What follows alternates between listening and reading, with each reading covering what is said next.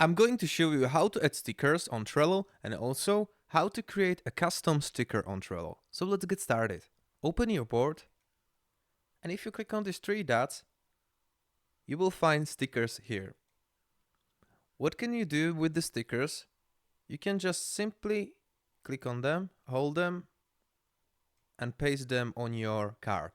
And if you open the card, you can see the sticker here. You can also easily remove the sticker like this. But if you want to do customs, for example, this is job for Martin, so I would like to place a sticker like with Martin face or something like that. Scroll all the way down and you can add custom stickers here.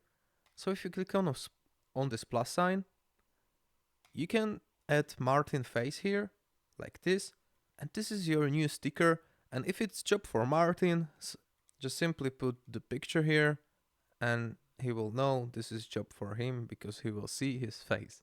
And this is how can you do it, guys. You can also remove it, and if you go here, you can also remove it here. And that's it. This is how can you add stickers and add custom stickers on Trello. Thank you for watching. If you found this video helpful, leave a comment or like, and if you want to see more, subscribe. See you.